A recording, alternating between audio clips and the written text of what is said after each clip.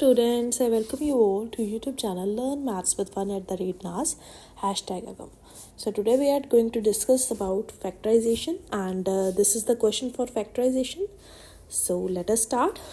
We have to solve this question by two methods. Okay.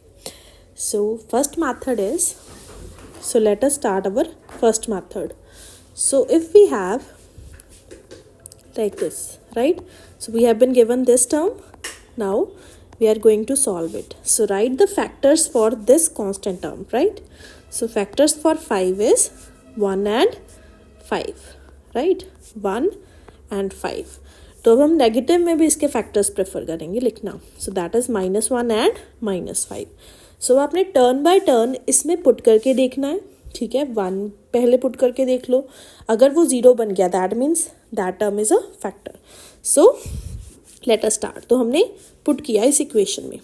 तो हमारे पास जब हमने 1 पुट किया तो ये बन जाएगा 1 का क्यूब -3 इंटू 1 का स्क्वायर -9 इंटू 1 -5, राइट?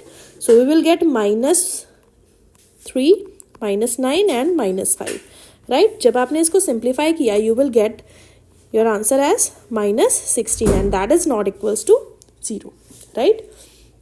नाउ अब हमने इसमें पुट करके देखा -1, राइट? तो जब हमने -1 को पुट किया तो -1 का क्यूब -3 इंटू -1 का स्क्वायर -9 इंटू -1 एंड -5. अब इसको सिंप्लीफाई करेंगे. सो वी विल गेट -1, ये बन जाएगा as it is -3 and minus minus will become plus, plus of 9 minus of 5. तो अब आप इसको सिंप्लीफाई करोगे तो ये बन जाएगा -4 एंड ये है +4. तो दोनों खत्म हो जाएंगे and cancel out each other and we will get 0, right? तो हमारे पास -1 हमने पुट किया. तो अगर मैंने x इक्वल्स टू -1 पुट किया है तो अगर मैं इसको इस साइड मूव कर लूँ, राइट? तो वी विल गेट x +1. इधर हमारे पास 0 रह जाएगा. तो दैट मीन्स जो हमारे पास ये इक्वेशन है इसका जो फैक्टर है दैट इज x +1, राइट? तो अब हम इसको फर्स्ट मैथड के हिसाब से इसको डिवाइड करके देखेंगे. डिवाइड हमने अपनी टर्म से करना है. That is our this term that is x³ -3x² -9x -5 के साथ हमने अभी क्या निकाला, x +1 को डिवाइड करना है, राइट? तो x को हम किससे मल्टीप्लाई करेंगे, हमारे पास x³ बन जाए. दैट मीन्स हम x² से मल्टीप्लाई करेंगे तो बन जाएगा x³, राइट? तो इस मेथड में हमने सीखा था कि जो यहाँ पे साइन है ना इससे ऑपोजिट साइन हमारे पास नीचे लगता है.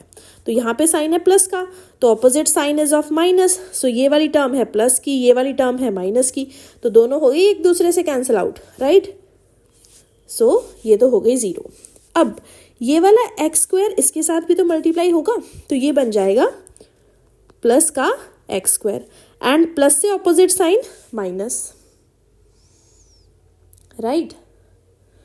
नाउ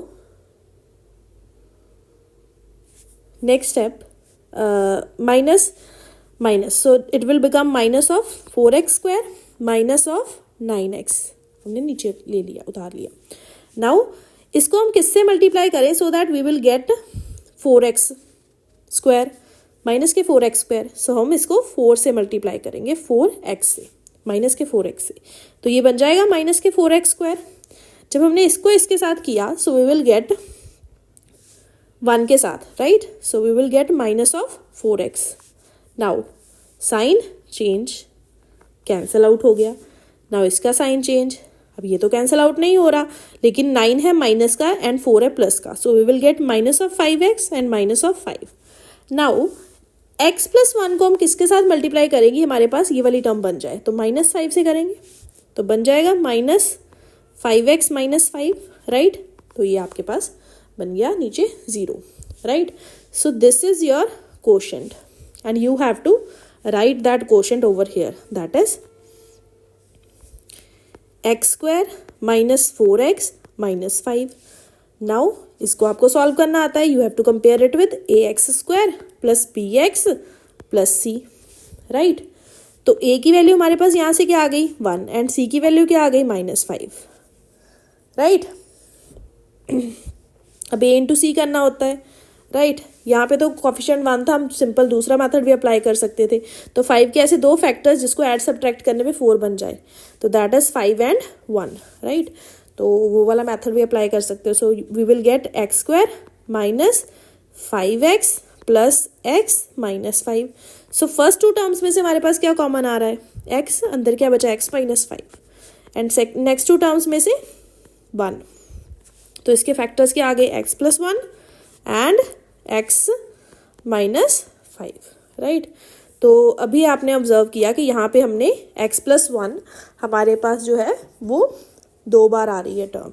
तो दैट मीन्स इस पूरी कंप्लीट इक्वेशन का हमारे पास फैक्टर कौन कौन से हैं इसका, राइट। तो इसके फैक्टर्स हैं x प्लस 1 एंड इसका मतलब आंसर क्या है, x minus 5. So that is the solution for this polynomial. I hope you will understand this first method, right?